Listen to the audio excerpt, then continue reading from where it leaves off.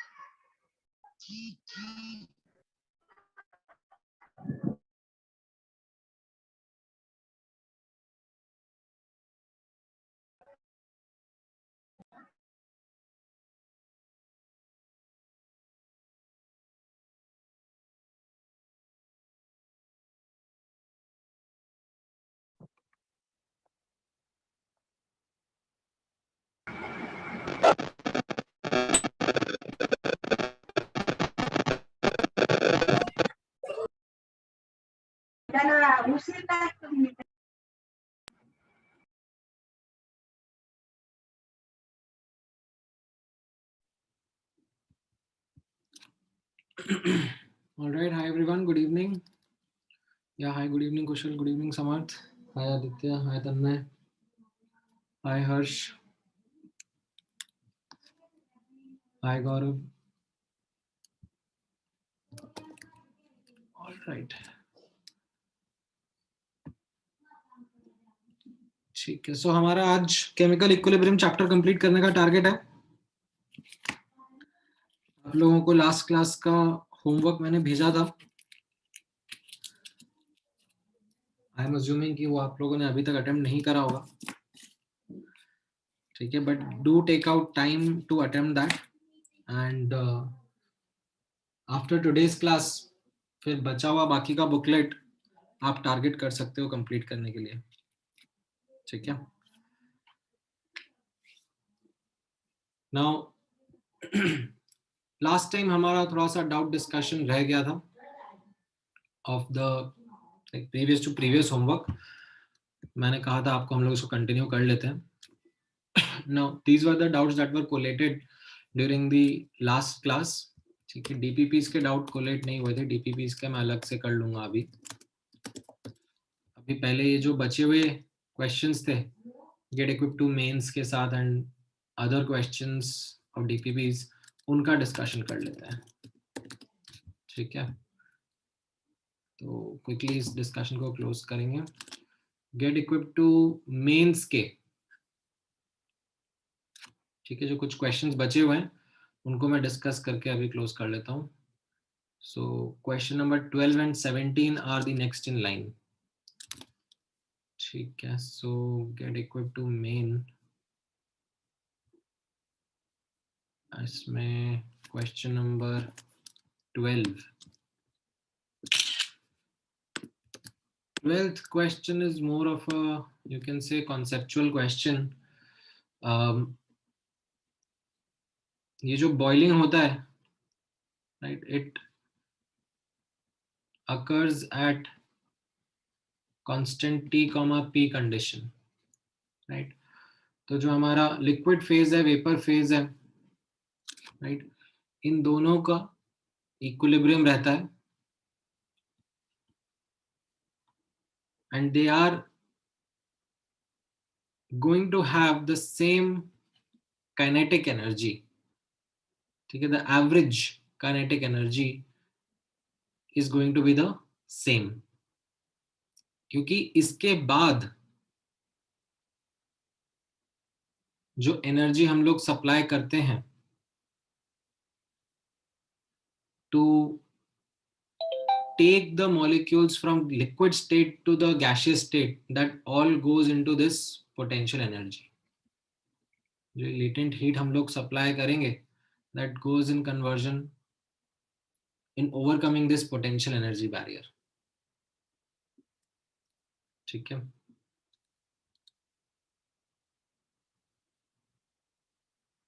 नहीं, critical point is different.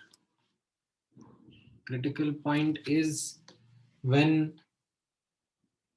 or the states or the temperature above which liquid cannot be compressed, sorry, gas cannot be compressed or liquefied.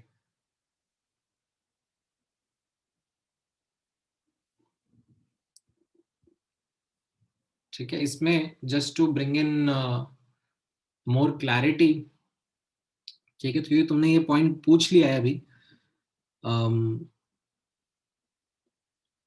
तो notice करना, like in fact let me pick the photos from Atkins itself, ठीक है, ये I think कई बार students को ये doubt रहता है, तो थोड़ी कॉन्सेप्चुअल क्लैरिटी के लिए मैं आप लोगों को अब बता देता हूँ, क्योंकि अब आप इक्विलिब्रियम चैप्टर भी पढ़ चुके हो एंड थर्मोडायनेमिक्स भी पढ़ चुके हो, केमिकल इक्विलिब्रियम भी पढ़ चुके हो,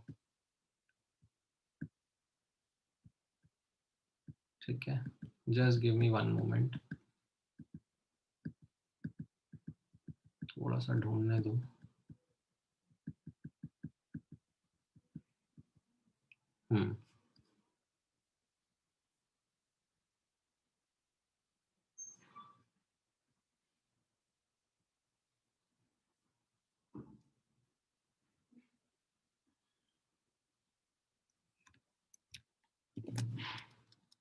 ठीक है, थोड़ा टाइम बाद भी आप लोग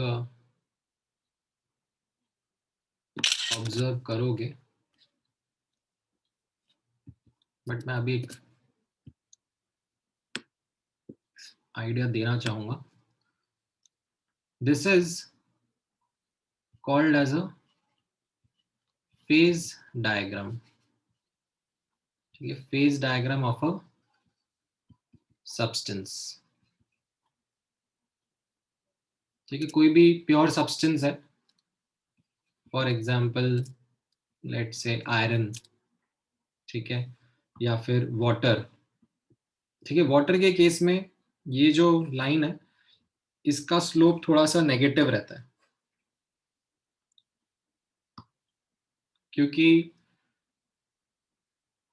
लिक्विड और सॉलिड में सॉलिड का डेंसिटी एक्चुअली कम रहता है, ठीक है, तो वाटर के लिए थोड़ा सा डिफरेंट रहेगा। This is for most of the substances. Now what does this diagram tell you? It tells you under conditions of pressure and temperature, ठीक है, what will be the physical state of the substance, right? This graph shows the physical state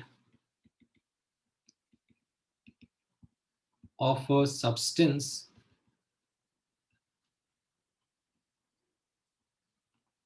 under given temperature comma pressure conditions, ठीक है, सो यहां पर notice करना, for example let से water में ले रहा हूं, ठीक है, ऑल्दो वाटर का जैसे मैंने बताया ग्राफ ये थोड़ा सा ऐसा रहता है, the slope of this between solid and liquid, ठीक है, this slope is towards the left,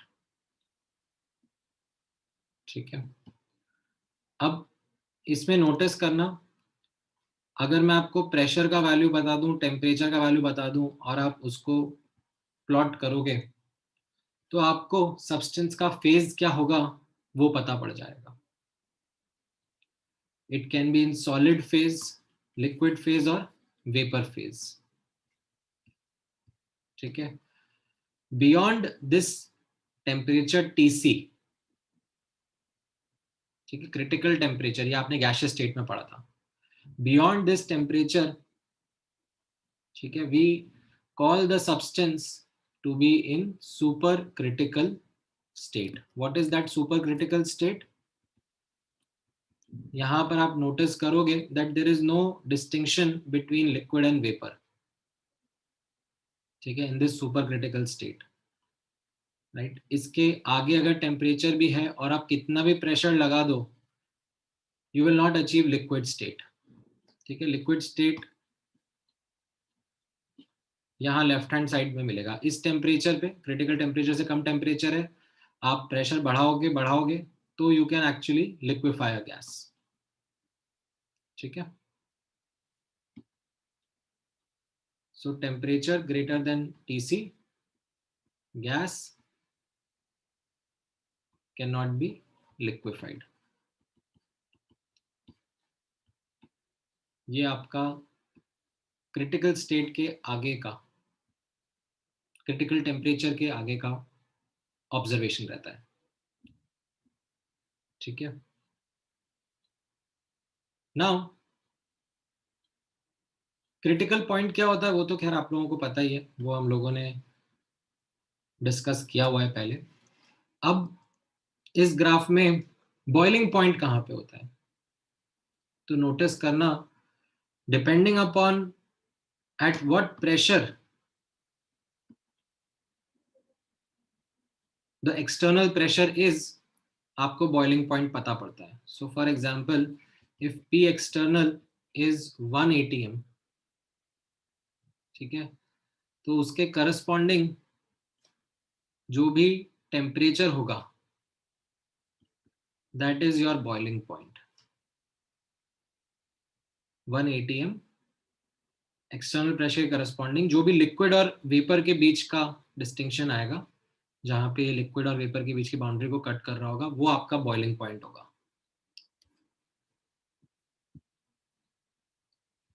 ठीक है,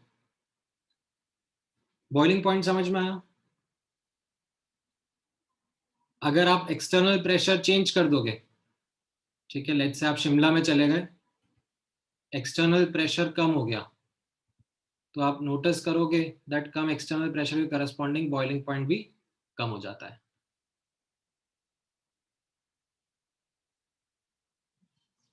ठीक है. All right, then a triple point is a fancy thing. It's a point where all three phases are going to coexist, but this isn't something which is relevant for you अभी के लिए. like अपने JEE advance के syllabus के हिसाब से you need not be concerned about what triple point is in depth. एक basic understanding काफी है. ठीक है, चाहिए तो इसका कोई फैंसी यूट्यूब वीडियो देखना, बहुत अच्छा लगता है देखने में, मजा आता है. Like you can see triple point का, ऐसे जनरली यूट्यूब पे सर्च करोगे ना तो मिल जाएगा. तो उसमें कैसा होगा, जैसे वाटर का ट्रिपल पॉइंट वो दिखाएंगे, तो उसमें at that triple point condition you will find ice, liquid and bubbles, all three together. ठीक है, तो देखने में अच्छा लगता है, मजा आता है, बट अपने सिलेबस में नहीं है. Like we don't really need to get into the thermodynamic details of it.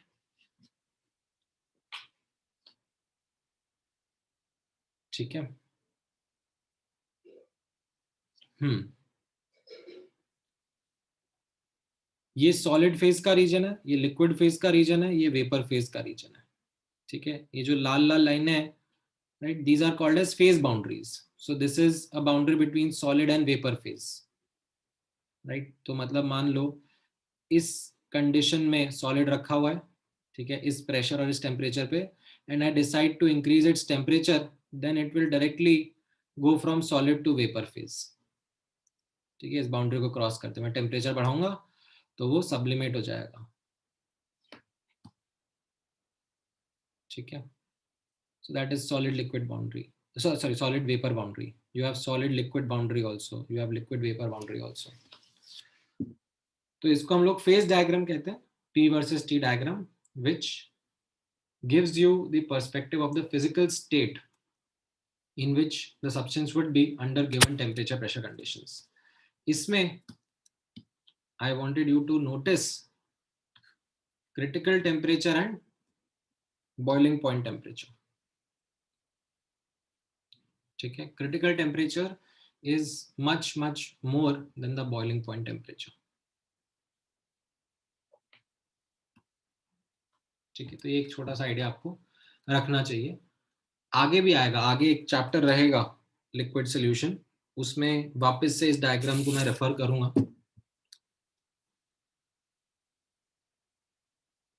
अभी के लिए इतना बेसिक काफी है. ठीक है, ट्रिपल पॉइंट पे ज्यादा डिटेल में जाने की जरूरत नहीं है. तो coming back to this question, ठीक है, क्वेश्चन में पूछा जा रहा है when liquid is in equilibrium with its vapor, that is at its boiling point, then what is the relationship between the average kinetic energy of both the phases? The relationship is that both the kinetic energies, average kinetic energies, liquid phase and vapor phase, दोनों equal रहती हैं, right? अब आप heat और supply करोगे तो it will take the molecules from liquid to vapor phase, and that is the heat supplied is called as latent heat, and all that goes in overcoming the potential energy gap. ठीक है.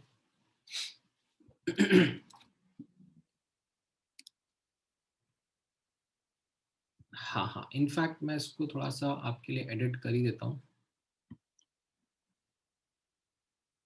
ठीक है, मैं in fact ऐसा, रुक जाओ, इसको मैं ना अभी थोड़ी देर में आप लोगों के लिए,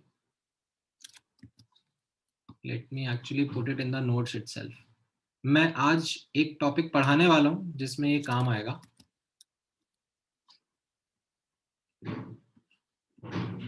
हेट्रोजीनियस इक्विलिब्रियम का, तो वहां पे मैं एक्चुअली इसको लेके चला जाऊंगा. ठीक है, वाटर के लिए ये लेफ्ट हैंड साइड की तरफ स्लोप रहता है. ठीक है, अभी थोड़ी देर में इसको नोट्स में इंक्लूड करता हूं मैं. Okay, then question number 17. Okay, 17th में कहाँ अटक गए थे? 17th तो सिंपल स्ट्रेट फॉरवर्ड है.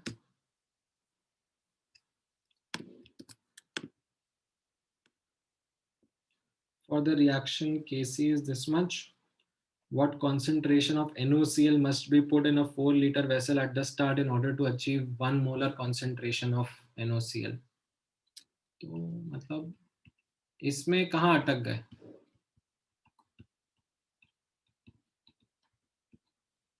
आप वॉल्यूम में गड़बड़ कर रहे होगे तो ठीक है. ठीक है, पूरा का पूरा कॉन्सेंट्रेशन में ही एनालिसिस कर लो. मोल्स में क्यों जाना है, अपना टाइम वेस्ट करना है.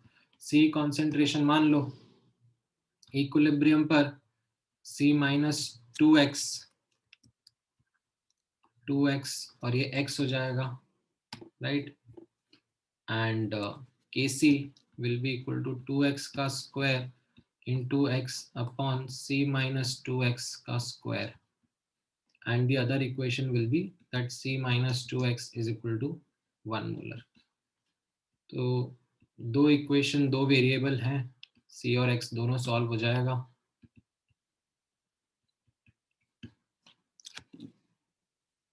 ठीक है,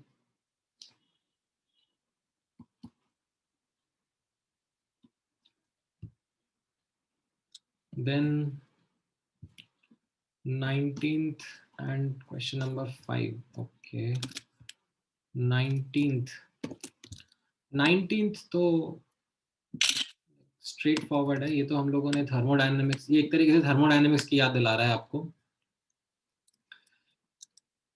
ठीक है, यहाँ पर what are the signs of delta H, delta S and delta G of freezing of liquid. Freezing of liquid मतलब H2O सॉलिड से, सॉरी H2O लिक्विड से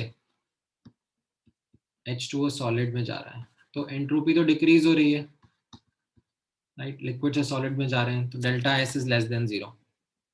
ठीक है, एंड लिक्विड से सॉलिड जाना मतलब हीट रिलीज होगी, क्योंकि the opposite process is heat absorbing ना. यहाँ पर अगर मैं उल्टा जाता हूँ, सॉलिड से लिक्विड जाता हूँ, तो क्या होता है, हीट अब्सॉर्ब होती है, बट लिक्विड से सॉलिड जा रहा हूँ तो हीट रिलीज हो रही होगी, तो delta H is also less than 0, right. अब रहा सवाल डेल्टा जी का, राइट. सो लिक्विड से solid at -10 degree centigrade 1 atm is spontaneous, right? So this implies delta G will be less than 0. तो डी ऑप्शन आपका answer हो जाएगा. ठीक है, जिसको भी डाउट था 19th क्वेश्चन क्लियर है?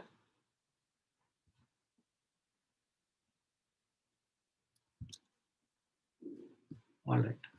Then 5th and 10th question. Okay, 5th question क्या था? 5th question is more like a trick question. All you need to focus is on the units. Value से कुछ नहीं समझ में आएगा. Just focus on the units and you will realize that this means delta ng का value 1 होगा. तो अगर आप A option, B option, C option, D option assess करोगे कि इनमें डेल्टा एनजी का वैल्यूज क्या है, तो you will get your answer किससे मैच करेगा. ठीक है, if you look at the A option, delta NG इसमें 1 रहेगा. ठीक है, डोंट फॉरगेट द फैक्ट कि ये सॉलिड है. यहाँ पर इट विल बी 2, राइट? तो यूनिट फिर एटीएम स्क्वायर होना चाहिए था. यहाँ पर इट इज 5, तो रूट एटीएम यूनिट होना चाहिए था. एंड डी में भी डेल्टा एन जी 1 है. ओके, तो फिर ए और डी 2 ऑप्शन हो गए तो आंसर के लिए.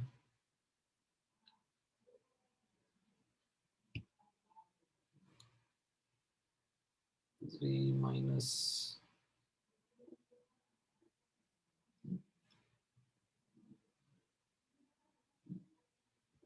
नहीं, मेंस का क्वेश्चन है ना, सिंगल चॉइस होना चाहिए था. बट ठीक है, अब इसमें 2 आंसर आ रहे हैं, ए भी आ रहा है, डी भी आ रहा है. ठीक है, यूनिट्स के थ्रू जाना है.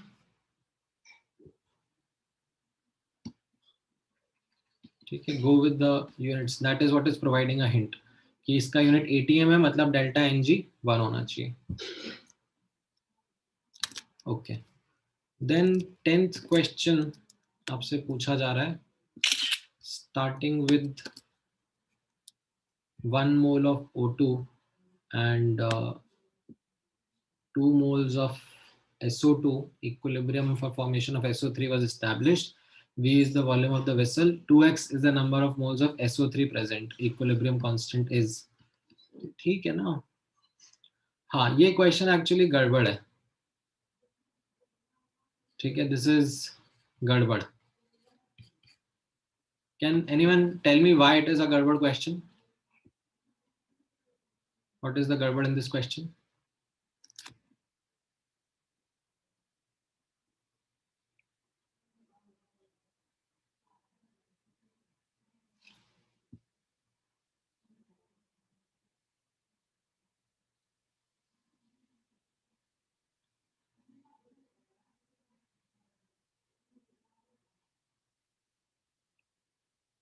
Like, I'll give you a hint. There can be many answers to this question.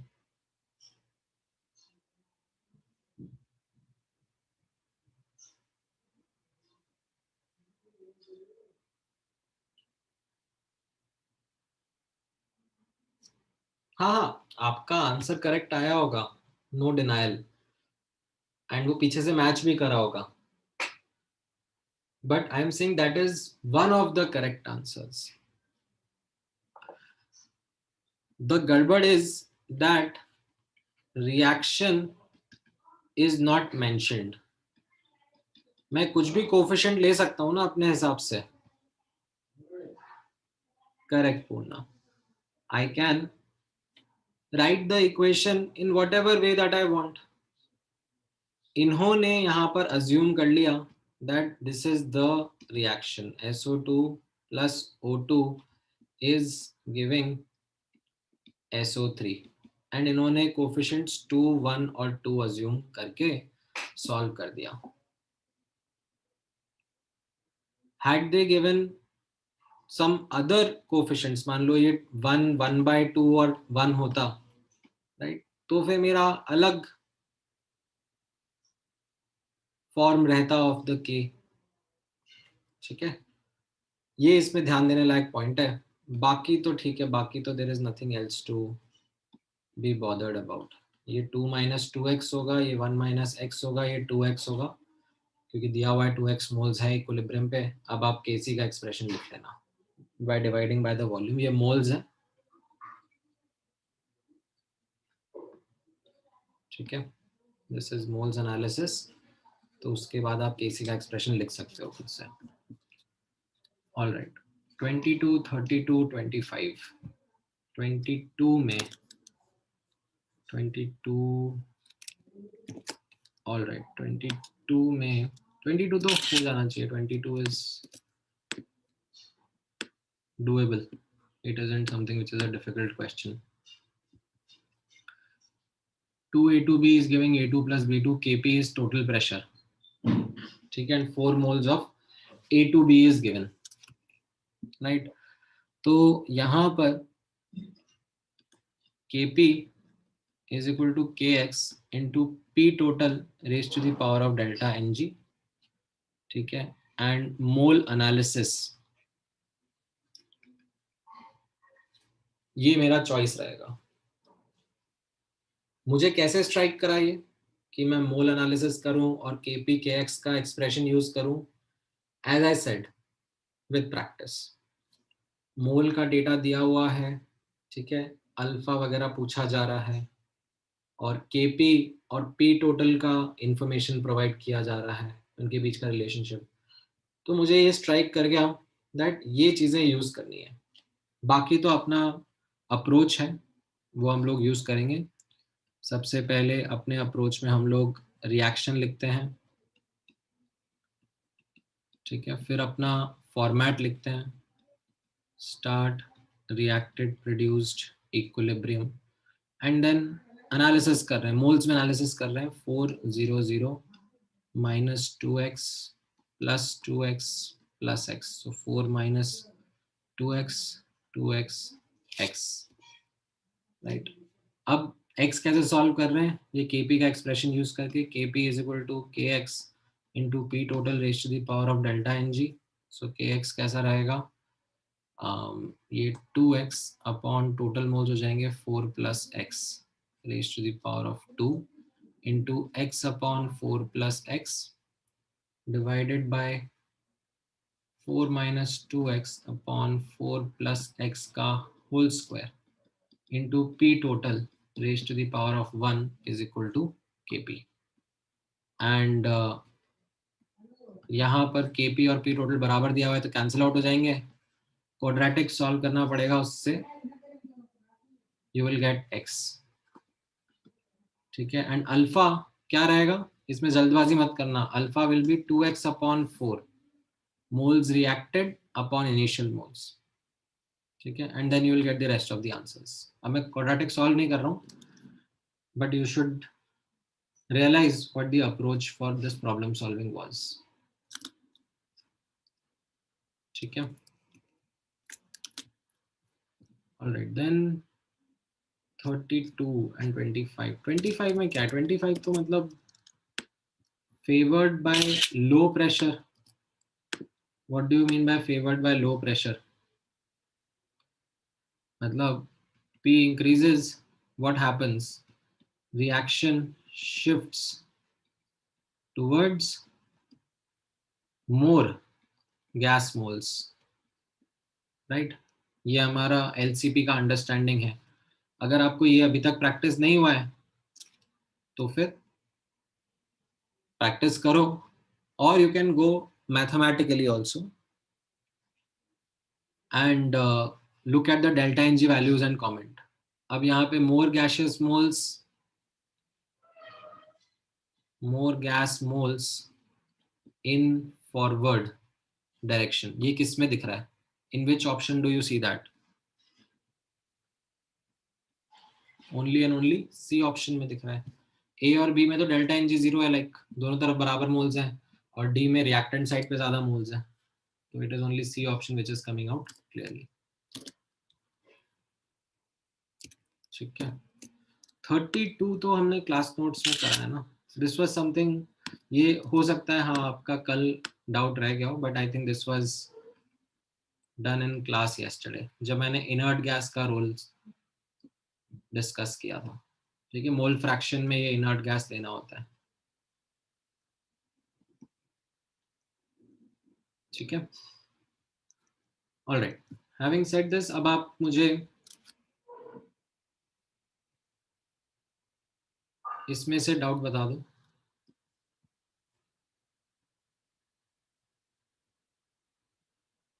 नहीं नहीं, Kirchhoff equation holds true. Okay, मैं सबके साथ शेयर कर देता हूँ। ये यश का डाउट है। Does anyone have an answer to this?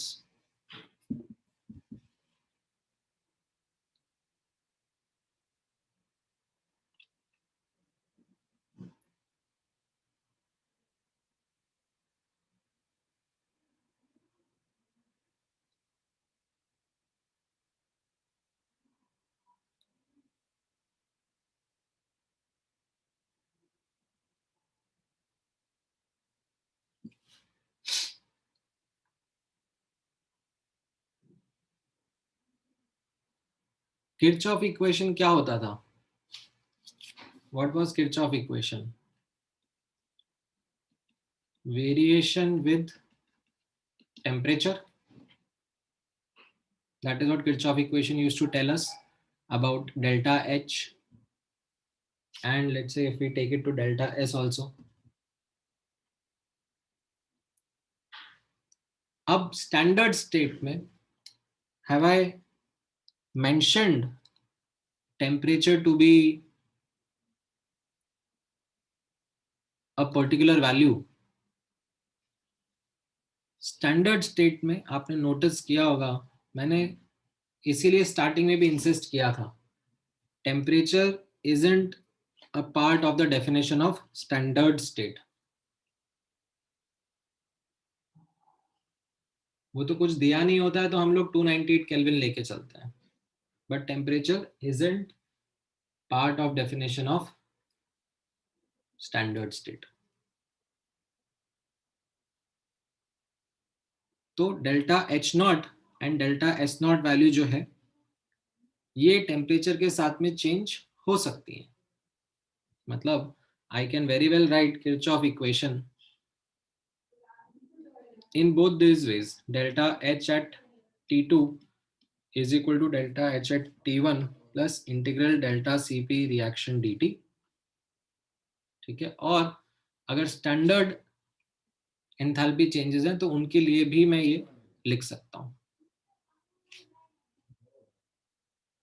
Is that clear Yash? Okay, now DPP के डाउट बता दो फटाफट फटाफट। सबसे पहले डीपीपी नंबर 39 से स्टार्ट करता है। डीपीपी 39 में any questions?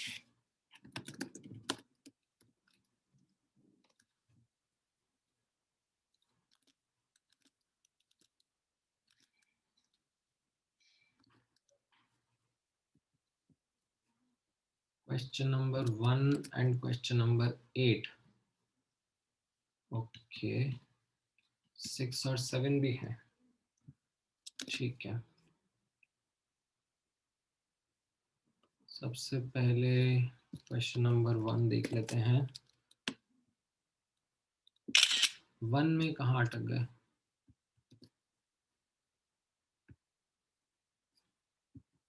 In a reaction A plus 2B is giving 2C, 2 moles of A, 3 moles of B, 1 mole of 2। नहीं कर रहा मैं ये।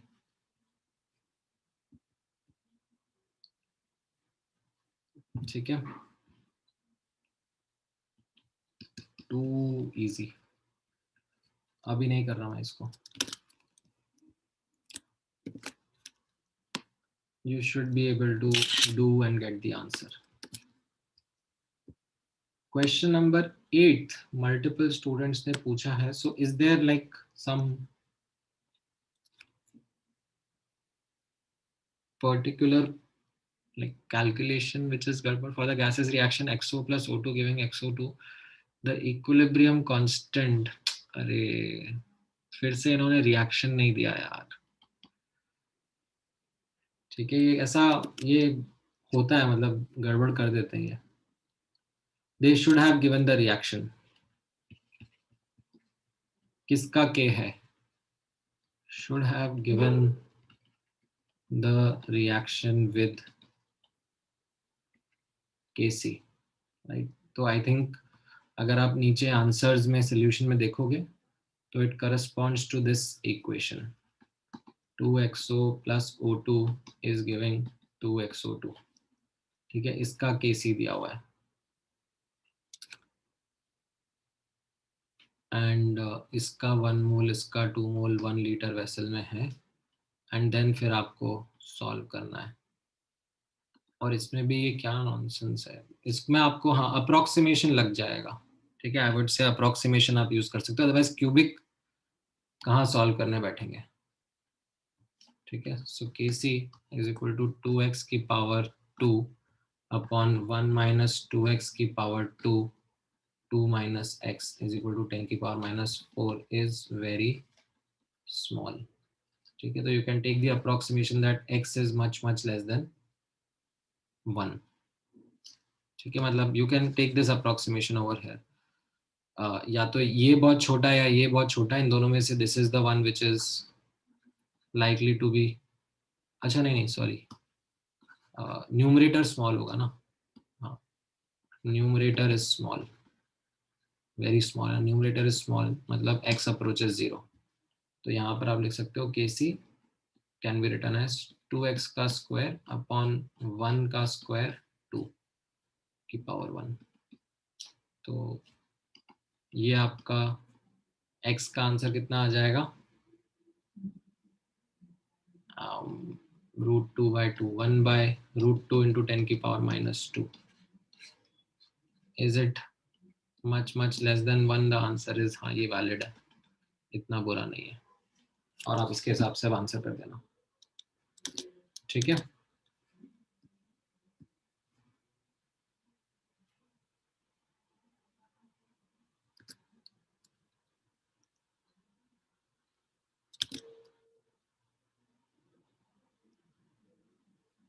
मोल पर लीटर थोड़ा ना आएगा, लीटर पर मोल ही तो आएगा ना, यूनिट सही तो है ये। डेल्टा एनजी इसका -1 है ना,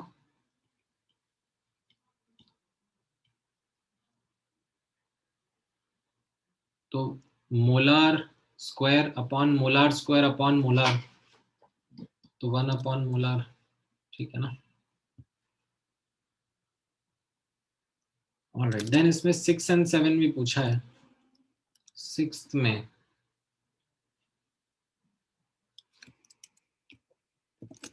इसका रेसिप्रोकल हो जाएगा ना, इसमें क्या डाउट आ गया 6th और 7th में, ये तो सिंपल ही है। The equilibrium constant for the reaction A2 plus B2 giving 2AB is 20, temperature constant है, तो ये रेसिप्रोकल हो जाएगा 1/20 which is 0.05। इसमें कहाँ अटक गए। एंड 7th में रेसिप्रोकल करने के बाद में स्क्वायर रूट भी करना पड़ेगा। ये तो मतलब फर्स्ट लेक्चर स्टफ है, फर्स्ट सेकंड लेक्चर में पढ़ा था। रेसिप्रोकल करा और उसके बाद में स्क्वायर रूट भी लेना पड़ा ना, क्योंकि डिवाइड बाय 2 करा, तो ये सी ऑप्शन आंसर आ जाएगा। ठीक है, ऑलराइट। डीपीपी 40 में बता दो फटाफट। Any doubts in DPP 40?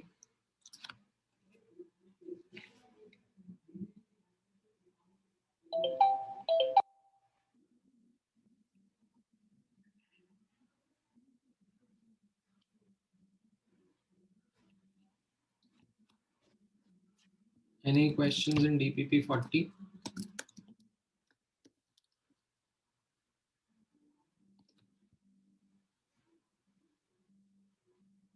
First question and 5th question.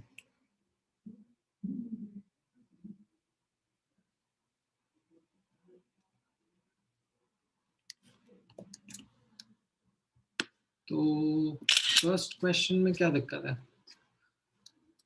आप अपना एनालिसिस फॉलो करोगे तो आपको अपने आप चीजें होती हुई दिख जाएगी.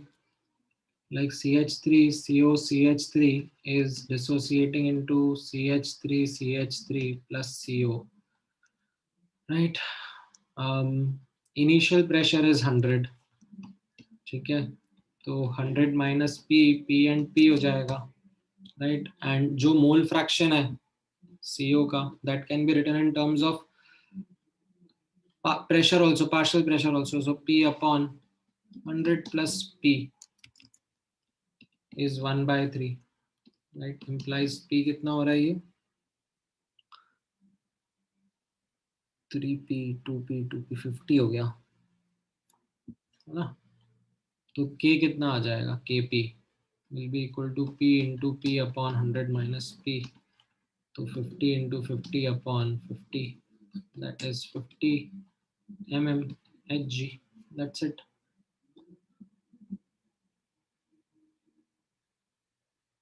Fifth question.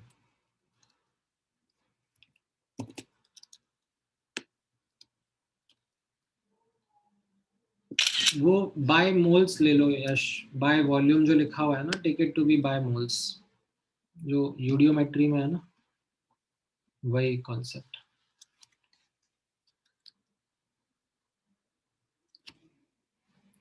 Right, so N2O4 is giving 2NO2. 50% of N2 is 50% of the total at equilibrium dissociation. तो ये A0 और इनफैक्ट आपको चाहिए तो ये x10 1 minus x2x, so 2x upon 1 plus x is equal to 1/2. इसको सॉल्व करके x निकालो और परसेंटेज डिसोसिएशन आ जाएगा. Any other doubt in DPP 40? Alright, ठीक है,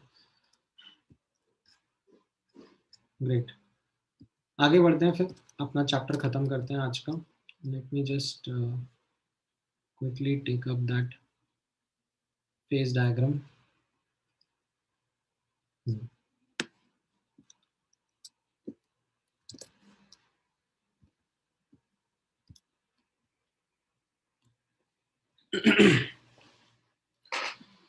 All right, so you have the following equilibrium in front of you, and these are heterogeneous equilibrium जिन पर I am going to apply LCP.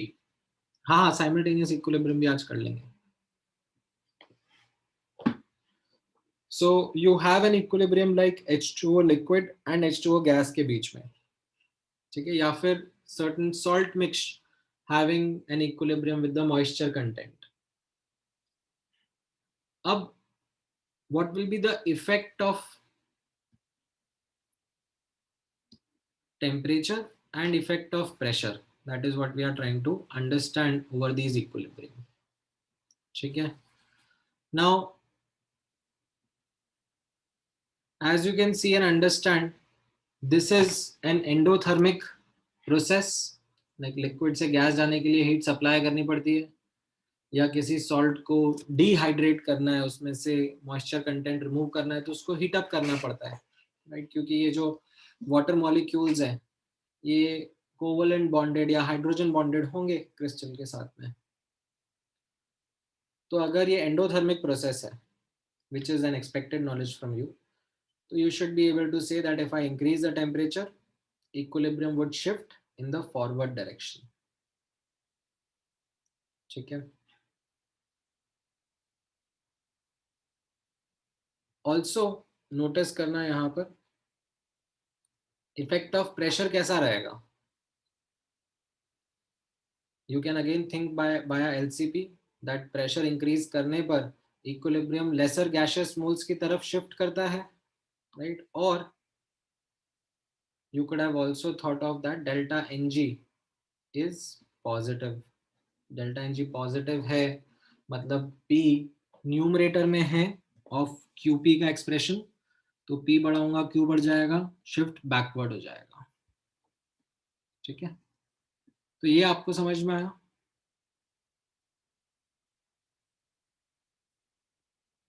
Is this clear?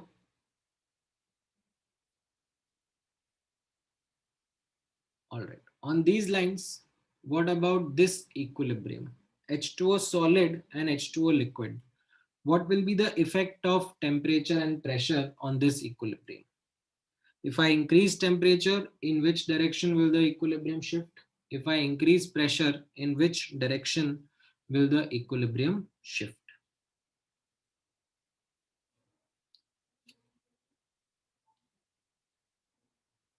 बताओ जरा.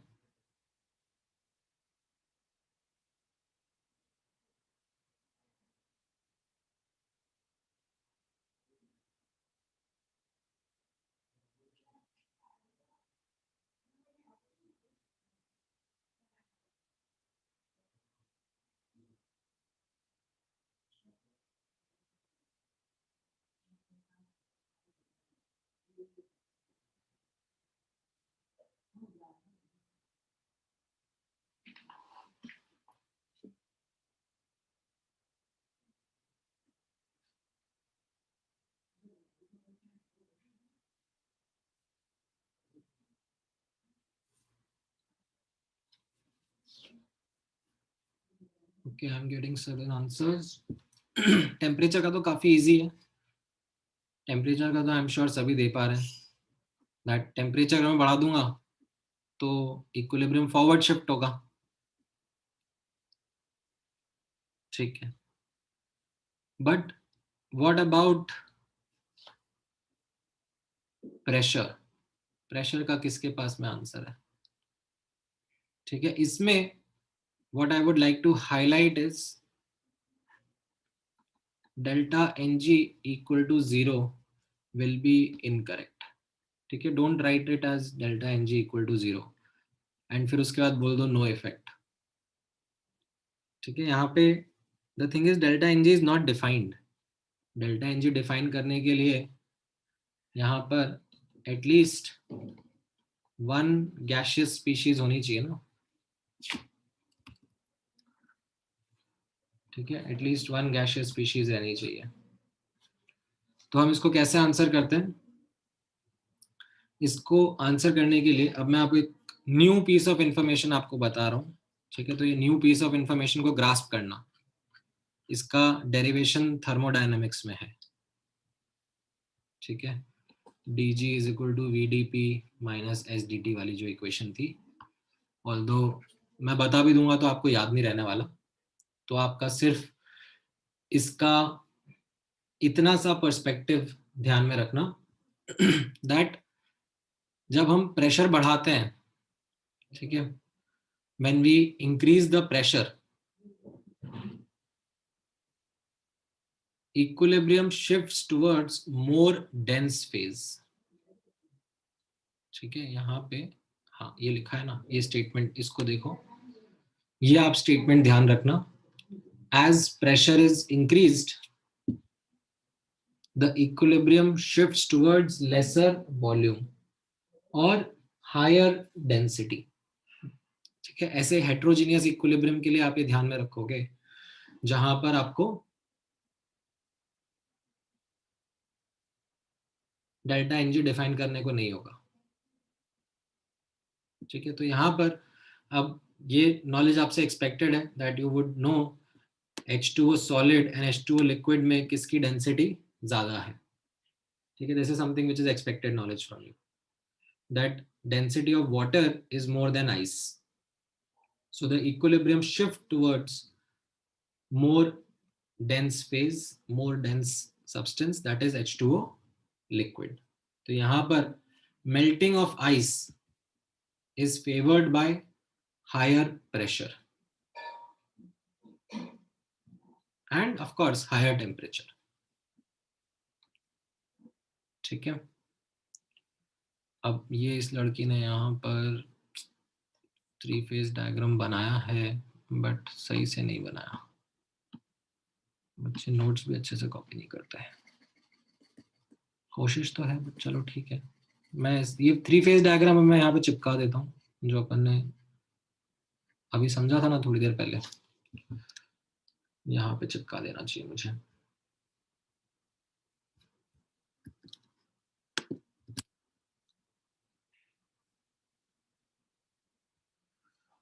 ठीक है, तो आप यहाँ पे नोटिस करना अब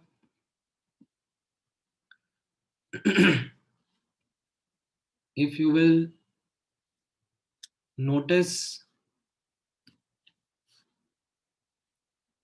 सॉलिड और लिक्विड वाला लाइन, तो ये कैसा है, ये लेफ्ट हैंड साइड की तरफ स्लोप है इसका। तो अगर आप नोटिस करोगे मैं प्रेशर बढ़ा रहा हूँ, ठीक है, 1 atm पर, लेट्स से 0 डिग्री सेंटीग्रेड पर फ्रीजिंग पॉइंट है, अगर मैं कोई हायर प्रेशर ले रहा हूँ तो उसके करस्पॉन्डिंग टेम्परेचर और पीछे चला जा रहा है। ठीक है, तो प्रेशर बढ़ाने पर मेल्टिंग पॉइंट डिक्रीज हो जाएगा या फ्रीजिंग पॉइंट डिक्रीज हो जाएगा। ठीक है,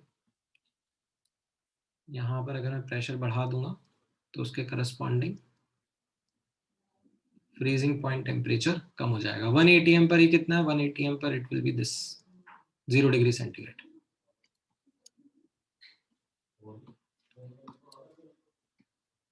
ठीक है, अच्छा फिजिक्स में करा हुआ है तो बहुत अच्छी बात है, फिर तो देन इट इज ग्रेट। ठीक है, तो इसमें ये चीज ध्यान रख लेना, ये लेफ्ट हैंड साइड जो स्लोप है वो वाटर के लिए है, बिकॉज उसमें density of liquid is more, solid is less. अगर कोई और सब्सटेंस होता, मान लो जैसे आयरन है, तो आयरन के लिए ये ग्राफ इस तरफ स्लोप्ड होता। ठीक है, राइट हैंड साइड।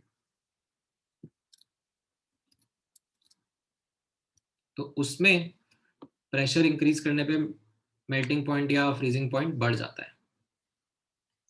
ठीक है, ऑल राइट। ये थर्ड वाले इक्विलिब्रियम के बारे में बताओ।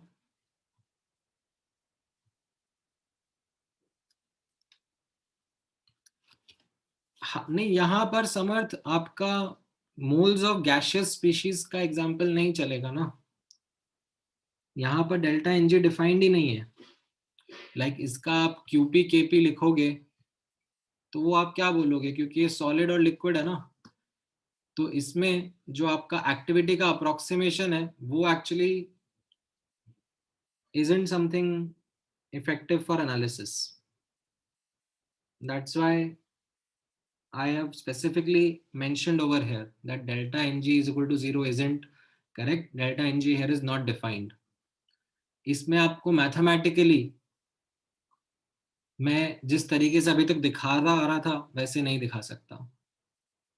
Although if you do want to approach this mathematically you can, but आपको थर्मोडायनेमिक्स में जाना पड़ेगा।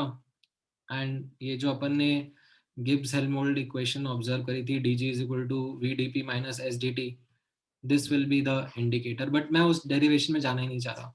I don't want to get into that detail. आप सिर्फ इतना स्टेटमेंट ध्यान में रख लोगे आपका काम चल जाएगा। ठीक है, all right.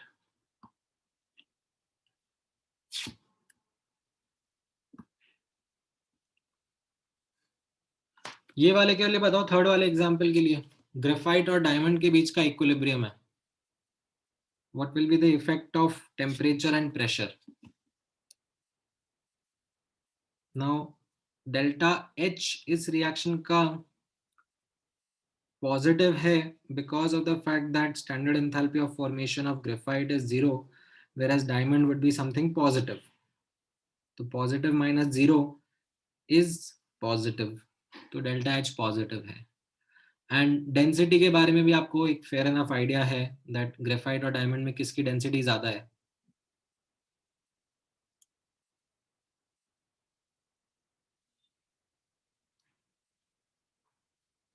Correct. So now जो आप बचपन में स्टेटमेंट पढ़ते जाते थे, that will now start making a lot of sense to you, that formation of diamond from graphite is favored by high temperature and high pressure conditions. पढ़ते हैं ना ये बचपन में, बचपन में क्या इनफैक्ट अभी भी पढ़ते ही हो, टी शर्ट्स पे भी कोट लिखा होता है, पोस्टर्स पे भी कोट लिखा होता है, मोटिवेशनल।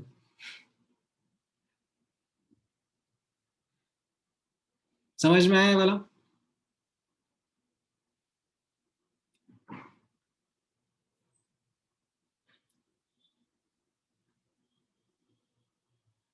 ओके, एक और ट्राई करो, चलो सोडा बनाना है इस बार। सोडा बनाने के लिए वैसे तो इंट्यूटिवली आपको पता है कैसा टेम्परेचर और कैसा प्रेशर होना चाहिए, but now can you see it from the perspective of equilibrium.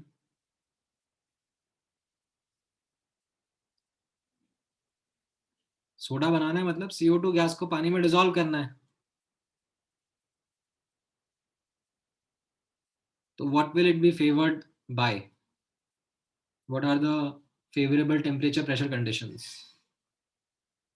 Low temperature and high pressure conditions, right? तो अब उसका एक्सप्लेनेशन यहाँ पे आपके सामने है।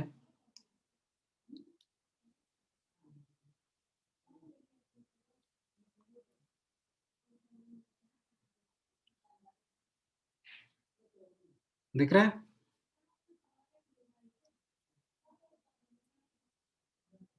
ये एक्सोथर्मिक रिएक्शन होता है, लाइक CO2 जब वाटर में जाता है तो वो ऐसे CO2 एक्वस, या जिसको हम लोग H2CO3 कार्बोनिक एसिड बोलते हैं, वो बन जाता है। बॉन्ड्स का फॉर्मेशन होता है जिसकी वजह से हीट रिलीज होती है। तो ये एक्सोथर्मिक प्रोसेस है। एंड इसका डेल्टा एनजी आप देखोगे तो डेल्टा एनजी इज -1, नेगेटिव है। तो now you can do your regular analysis that lower temperature and higher pressure favor the forward process, that is dissolution of CO2.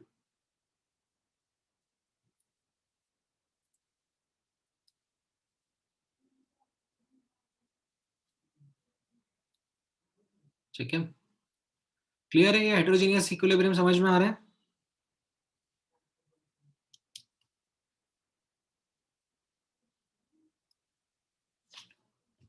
All right,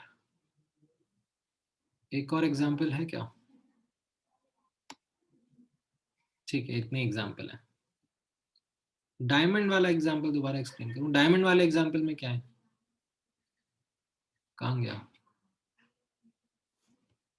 बताओ, क्या नहीं समझ में आया? इफेक्ट ऑफ टेम्परेचर समझ में नहीं आया, इफेक्ट ऑफ प्रेशर समझ में नहीं आया, दोनों ही नहीं आया। प्रेशर तो ये ऊपर वाला स्टेटमेंट देखना ना, यहाँ पर देखो डेल्टा एनजी नॉट डिफाइंड है। solid like delta ng is not defined, so you don't go via the approach of qp and delta ng. What you will go by is this approach, that increasing the pressure shifts the equilibrium towards the more dense phase, right? and यहाँ पे ज्यादा dense phase क्या है? Diamond. तो temperature sorry pressure बढ़ाने पर equilibrium forward जाएगा। समझ में आया? एंड लास्ट एग्जाम्पल में यहाँ पे डेल्टा एनजी नेगेटिव है ना, एक्वस माइनस गैशियस, 0 -1 हो गया ना। तो डेल्टा एनजी अगर नेगेटिव है, राइट, तो आप क्या बोलोगे?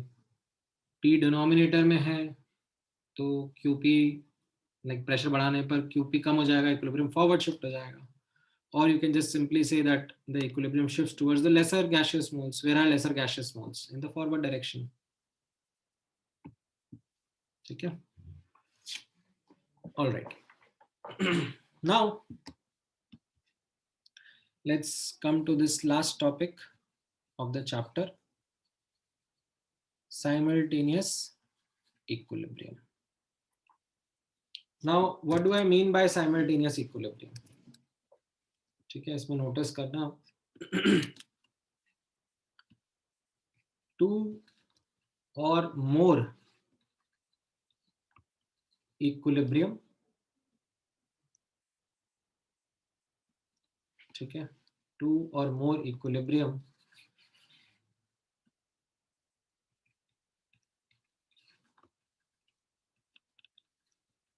in the same system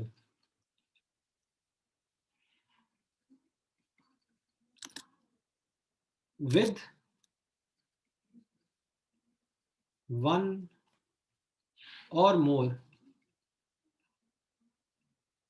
common species. ठीक है, and that common species should not be solid or liquid, उसके अलावा कुछ भी चलेगा. ठीक है. So let me explain this better in form of certain examples. A plus B is giving C, and C is giving 2D. Is this an example of simultaneous equilibrium? Yes or no?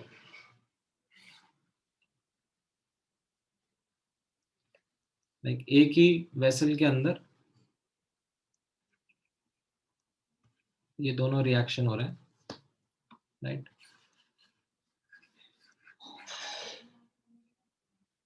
तो it is an example of simultaneous equilibrium. Well, apart from the fact that they are happening in the same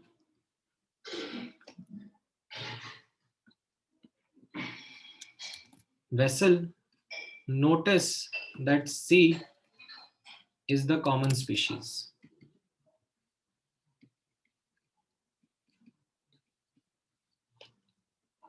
ठीक है, all right.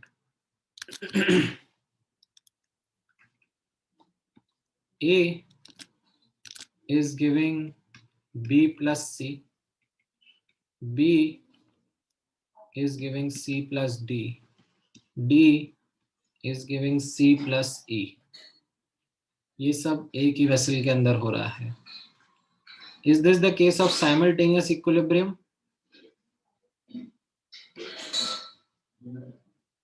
What are the common species? B, D and C are common species. ठीक है, B is common, C is common.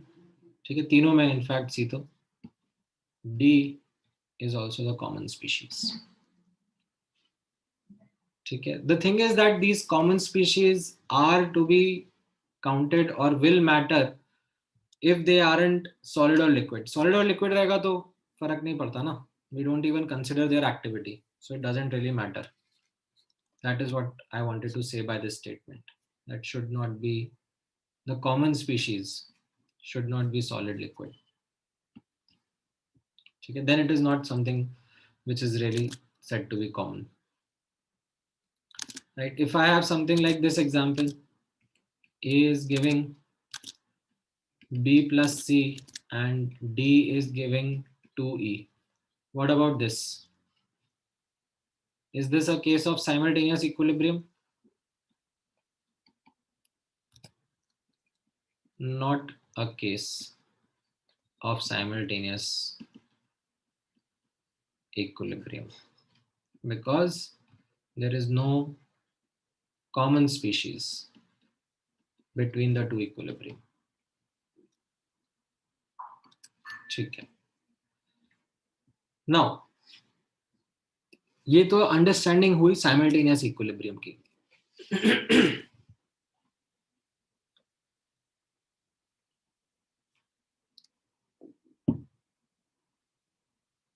हाँ, क्या कह रहे हो Rudra? Why is C common if it is not reacting and always being produced? नहीं तो क्या हो गया? कॉमन का मतलब कॉमन होता है ना. रिएक्टिंग प्रोड्यूस्ड मैंने बताया क्या अपनी तरफ से? तुमने अपने मन से कैसे अज्यूम कर लिया कि common species should be reacting, should be produced something something. Common मतलब common, as trivial as it can B.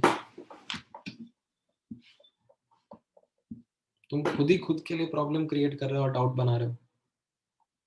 इतना ही तो लिखा है, मतलब कॉमन वर्ड का लिटरल मीनिंग यूज करना है यहाँ पर. ओके, अब नोटिस करना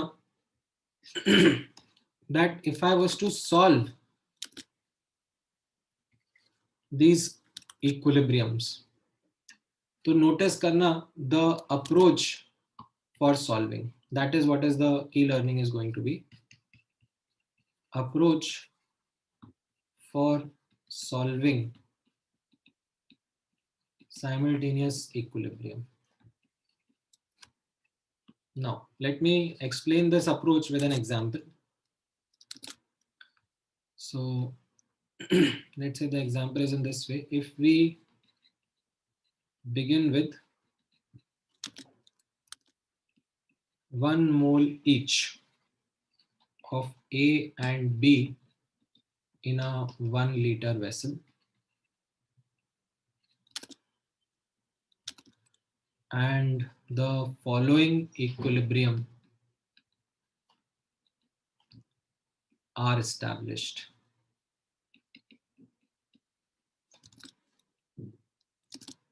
क्या क्या इक्विलिब्रियम है? ठीक है, सब गैसियस स्पीशीज मान लो. ठीक है, A plus B is giving C. ठीक है, following all gaseous species are there. इसका Kp या Kc मोल्स और वॉल्यूम दिया हुआ है ना. इसका Kc is say 1 and this C dissociates into 2D. इसका Kc 4 है. ठीक है, और आपको अब सॉल्व करना है.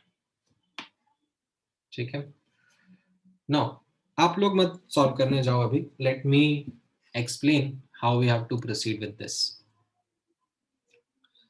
बिकॉज आप सॉल्व करने जाओगे तो you will get stuck in an infinite loop. कैसे आप बोलोगे कि पहला रिएक्शन हो रहा है, उससे सी प्रोड्यूस हो रहा है, बट फिर सी कंज्यूम भी हो रहा है, तो सी के कंज्यूम होने से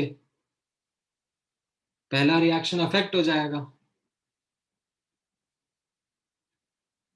और पहला रिएक्शन अफेक्ट होगा तो उससे दूसरा रिएक्शन भी अफेक्ट होगा, दूसरा रिएक्शन से पहला अफेक्ट हो रहा है. So are you trying to get the point that I'm trying to make? Both the equilibrium are going to influence each other because they have a common species. Correct? So let me write it down over here. Both the equilibrium affect each other as they have a common species.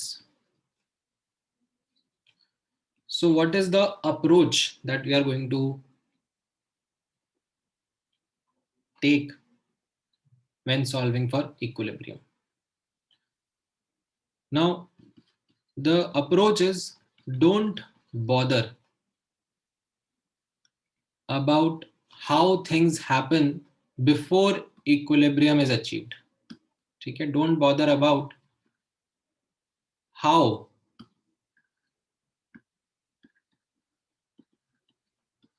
the equilibrium is achieved. Just focus on post equilibrium calculations. ठीक है, आप उस infinite loop में जाओ ही मत, जरूरत ही नहीं है. You just have to be focused on post equilibrium calculations. ठीक है, किस तरीके से आप यहाँ पे नोटिस करना ये पोस्ट इक्विलिब्रियम कैलकुलेशंस कैसे रहेंगी. ठीक है, that post equilibrium our method will be in the following way. Step 1, ठीक है, थोड़ा स्टेप बाय स्टेप मैनर में लिखा रहा हूं मैं. Step 1, do mole analysis of each equilibrium one after another. ठीक है, this is something which is only to be done on paper.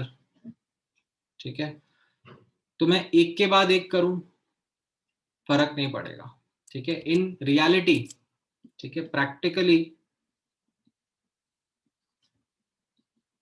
Reactions occur simultaneously, ठीक है, एक दूसरे को अफेक्ट करेंगी।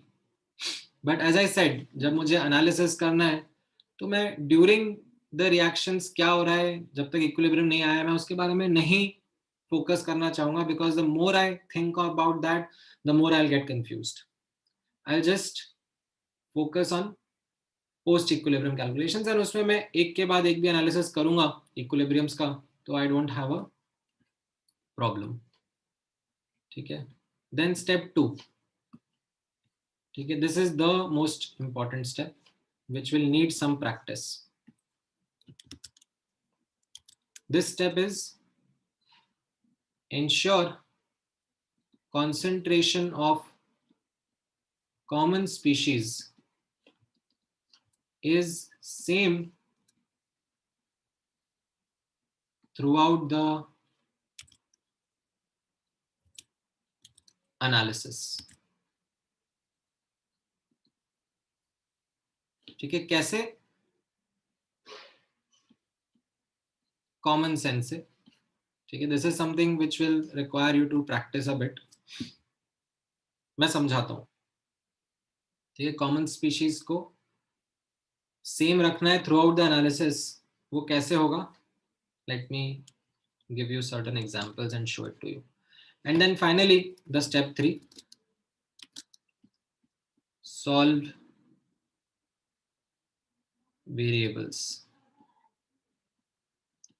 using expression of equilibrium constant, ठीक है। सो अब यहाँ पे ऑब्जर्व करना, ये हमारा क्वेश्चन था, ठीक है। सो मैं यहाँ पे step 1, a plus b was giving c, ठीक है।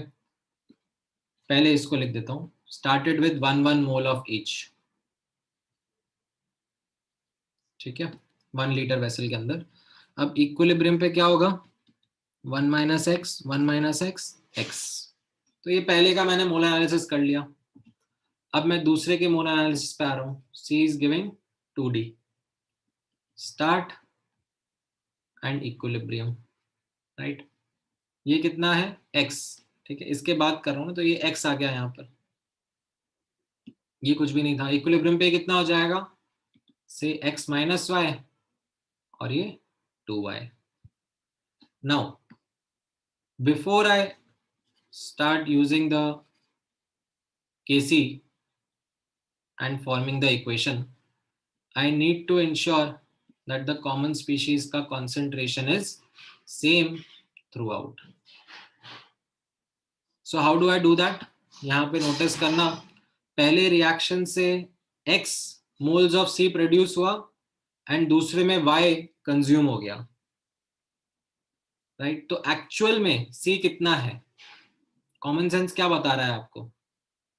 एक्चुअल में C x होगा कि x माइनस y होगा? पहले रिएक्शन से x प्रोड्यूस हुआ और दूसरे में y कंज्यूम हुआ, करेक्ट। तो आपका कॉमन सेंस सही आंसर दे रहा है, that C is actually x minus y। So now that you have done the step 2, अब आप सॉल्व करोगे। Kc will be x minus y upon 1 minus x, 1 minus x, ये Kc1 हो गया, and Kc2 will be equal to 2y का square upon x minus y। दो equation, दो variable solve करना पड़ेगा, ठीक है। समझ में आया? पार्शियली आया होगा, एक आध एग्जाम्पल और कराता हूं, थोड़ा सा और अच्छे से समझ में आएगा। थोड़ा मॉडिफाई कर करके करेंगे। So let me take a similar example, थोड़ा सा मॉडिफाई कर देते हैं इसको। Okay, so we have the same equilibrium and थोड़ा सा इसको यहाँ पे मैं a डाल देता हूँ। ठीक है, अब मुझे सॉल्व करके बताओ।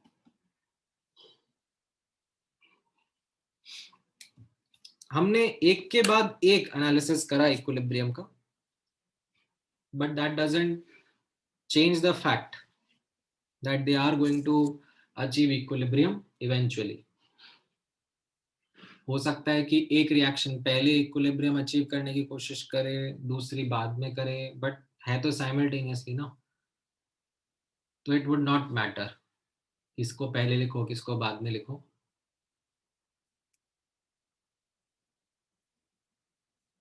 इसमें आप लोग यही स्टेप्स फॉलो करके, ठीक है, चाहिए तो स्क्रीनशॉट ले लो, वैसे स्क्रीनशॉट लेने जैसा कुछ है नहीं, बट यही एक्स और वाई के टर्म्स में अब इसको सॉल्व करके दिखाओ। मैंने बस ये चेंज कर दिया, सी की जगह यहाँ पर ये ए डाल दिया, एंड फिर हम लोग मैच करेंगे अपना अपना आंसर्स।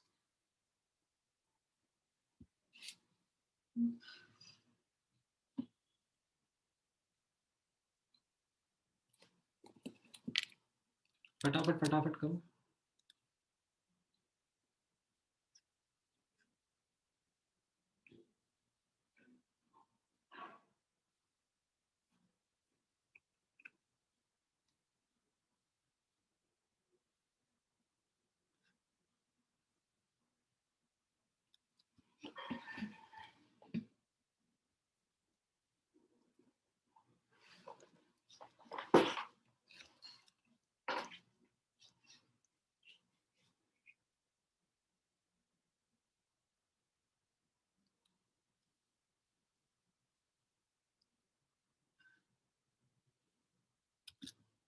ऑलराइट, तो आप लोगों ने ट्राई कर लिया होगा। Let me present a plus b is giving c, kc1, right? 1 1 0, this is your start, and equilibrium पे 1 minus x, 1 minus x और ये x होगा, right? अब दूसरे रिएक्शन की बारी आती है। a is giving 2d and this is kc2. now what is the start over here? 1 minus x, तो इक्विलिब्रियम पे ये से 1 minus x minus y और ये 2y हो जाएगा। should I start to solve or is there a step in between? Right, there is a step in between. We need to make sure that the concentration of A is same throughout. So should it be 1 minus x or should it be 1 minus x minus y? Correct. It should be 1 minus x minus y.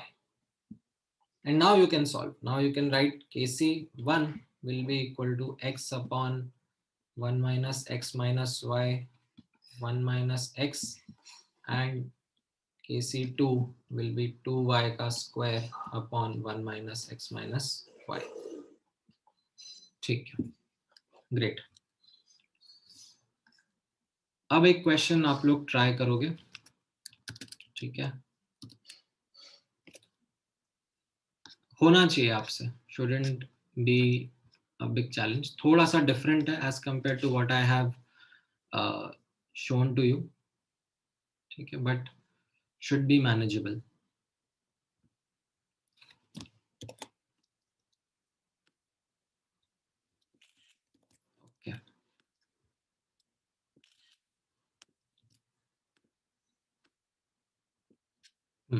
शुरू हो जाओ।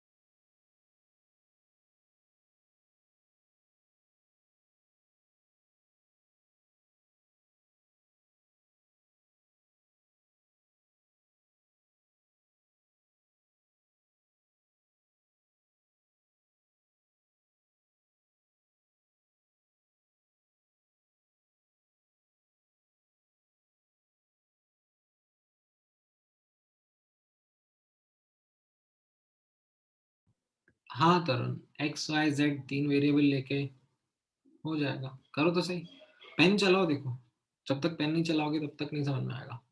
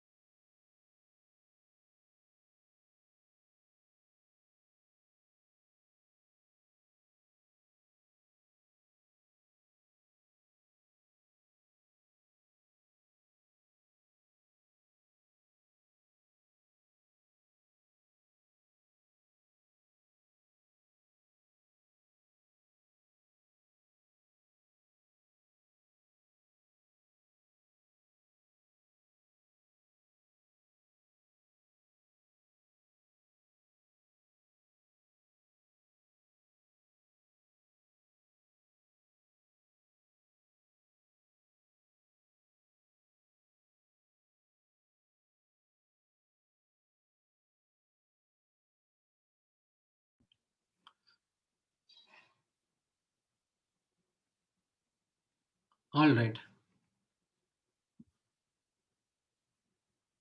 कैसा रहेगा अब यहाँ पे notice करें।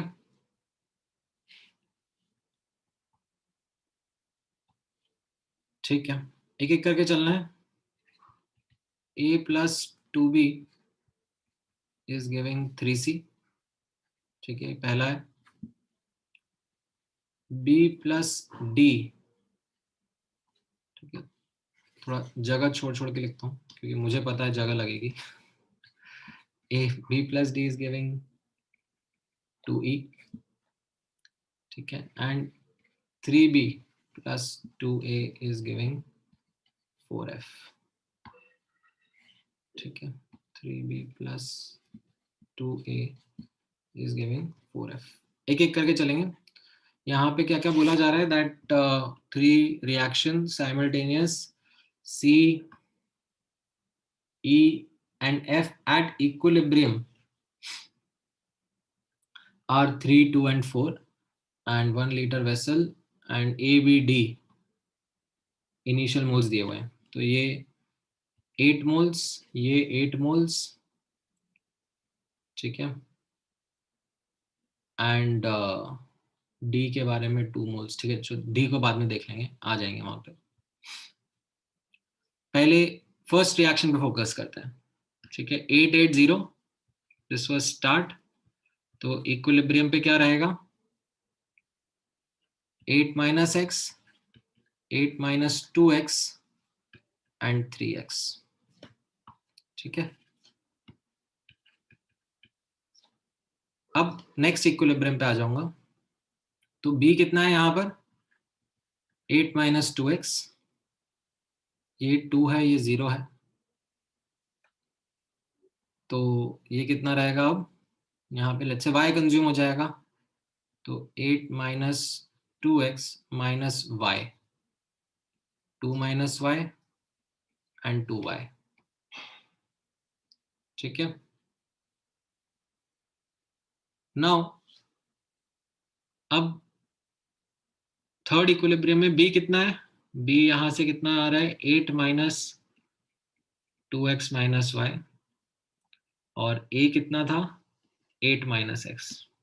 ठीक है, अब यहाँ पर इक्विलिब्रियम अटेन हुआ, कुछ z मोल कंज्यूम हो जाएंगे मान लो, right? 3z moles. So 8 minus 2x minus y minus 3z, और यहाँ पर 8 minus x minus 2z, और ये हो जाएगा 4z. ठीक है, समझ में आया ये कैसे मैंने प्रोग्रेस किया left to right? Is this clear with everyone? अब before I start doing anything else, I need to ensure that species of common or common species are same throughout. तो A और A यहाँ पर common है. ठीक है, तो actual में A कितना रहेगा? Will it be 8 minus x or 8 minus 2x, 8 minus x minus 2z, right? So that will be the A का value. Then B भी कॉमन है. B यहाँ पर भी है, यहाँ पर भी है, यहाँ पर भी है. What will be the actual value of B? It is 8 minus 2x minus y minus z, minus 3z in fact, minus y minus 3z. ठीक है, इसके अलावा C E ये और तो कोई कॉमन स्पीशीज है नहीं. ठीक है, सो नाउ अब यहाँ पे नोटिस करना 3x is equal to 3, 2y is equal to 2 and 4z is equal to 4. इससे आपका x, y and z आ जाएगा. And now KC1, KC2, KC3 आप निकाल सकते हो. ठीक है, आपको एक्स वाई जेड की वैल्यूज पता है, वॉल्यूम 1 लीटर है, तो you can figure the rest out. Is this clear with everyone?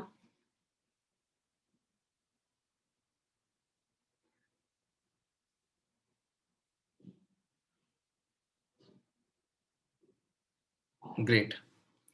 अच्छा, बस एक लास्ट पीस ऑफ इंफॉर्मेशन मैं आपको और बता देता हूँ. एक्चुअली आई वाज एक्सपेक्टिंग कि आप लोगों में से कोई डाउट पूछेगा, बट ठीक है, आई थिंक स्ट्राइक नहीं किया होगा आप लोगों को. इट हैपन्स, मैंने एक्चुअली वैसा एग्जाम्पल लिया भी नहीं. अगर मैं एग्जाम्पल लेता वैसा वाला तो आप सोचते भी सही. But let me put that as a note over here, that don't combine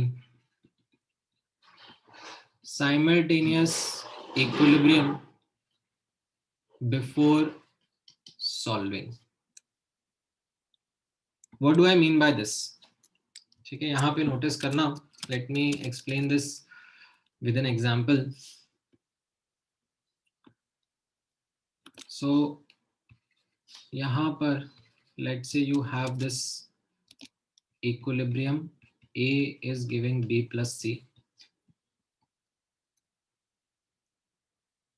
हाँ, मैं वही आपको बता रहा हूँ, एक बार रुक जाओ. एंड दूसरा इक्विलिब्रियम है B is giving C plus D, ये K2 है. ठीक है, एंड क्वेश्चन में आपको दिया है if we start with 1 mole of A in a 1 liter vessel, then determine equilibrium concentration of all species. ठीक है, ऐसा क्वेश्चन दिया हुआ है. अब नोटिस करना, एक जो मेथड मैंने आपको सिखाया है वो मेथड क्या है? A gives B plus C, B gives C plus D, 1 0 0, 1 minus x, x and x, x 0 0, x minus y, y and y, and you ensure that the common species is same throughout. तो ये आप x plus y कर लोगे और आप लिखोगे K1 is equal to x plus y into x upon 1 minus x, and K2 y into y upon x minus y. Sorry, B is x minus y, x plus y, x minus y. ठीक है, हाँ. and now you combine, so it makes sense. Now combine, that is if you combine these two तो b cancel out हो जाएगा और आप लिखोगे a goes to 2c plus d, right? So k1 into k2 will be equal to what? c की concentration का square into d upon a की concentration, right? Which will be, अरे c भी तो कॉमन है, मैंने c पे ध्यान ही नहीं दिया, जल्दबाजी।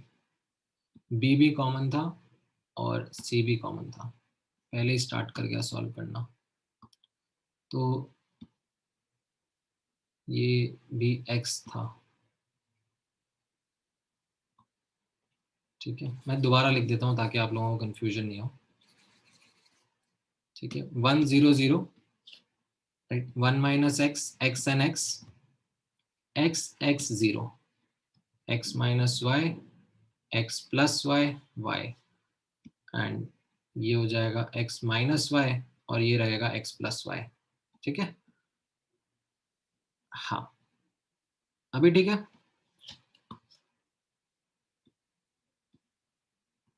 तो ये x minus Y, X plus Y upon 1 minus this, and ये x plus Y into Y upon X minus Y, तो ये हो जाएगा x प्लस वाई का whole square into Y upon 1 minus X, right?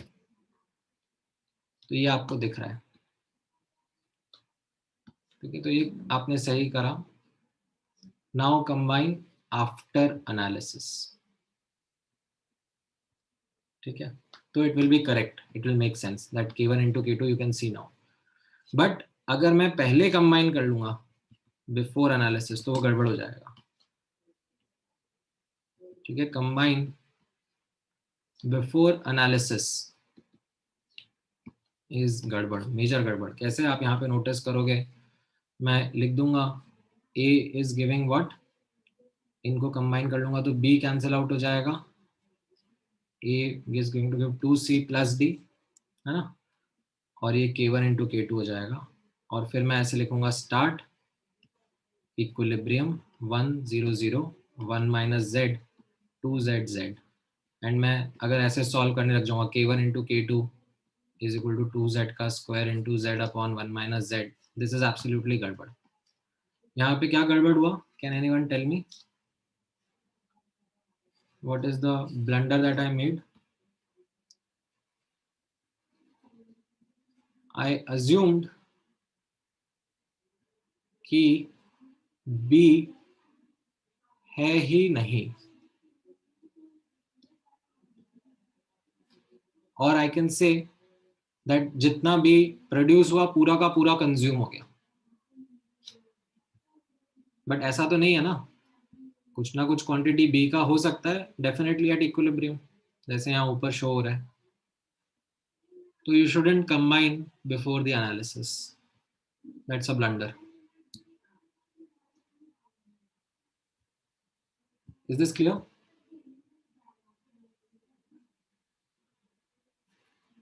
Alright, चलो ठीक है। So this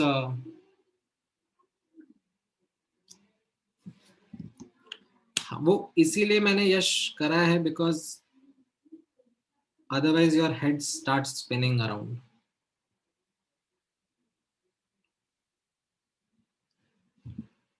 ठीक है, आप थोड़ा सोचो, नहीं होगा तो फिर भी मैं और एक्सप्लेन कर दूंगा बाद में। मेथड 2 में मैंने बस यही करा ना, मैंने दोनों इक्वेशन को कंबाइन कर लिया, इन दोनों को मैं कंबाइन कर दूंगा तो ये b कैंसिल आउट हो जाएगा ना, a is giving 2c plus d आ जाएगा, और फिर एनालिसिस कर रहा हूँ 1 0 0 स्टार्टिंग में, क्योंकि क्वेश्चन में दिया हुआ है एक ही मोल है, c और d है ही नहीं, तो ये 1 माइनस जेड 2z z हो गया, और फिर मैं z सॉल्व करने जाऊंगा तो ये सब गड़बड़ हो जाएगा, एवरीथिंग विल कम गड़बड़, because the actual correct solution is this. ठीक है, b इसलिए गया ना क्योंकि b यहाँ पे राइट हैंड साइड पर था, यहाँ पे लेफ्ट हैंड साइड पर था, तो कंबाइन करूंगा तो वही कटेगा ना। थर्मोकेमिस्ट्री भूल गए क्या तुम? सी तो एड अप हो जाएगा ना, यहाँ पे राइट हैंड साइड पे सी है, यहाँ पे भी राइट हैंड साइड पे ही है, कंबाइन मतलब ऐड करा ना मैंने बेसिकली दोनों को, तभी तो के मल्टीप्लाई होगा।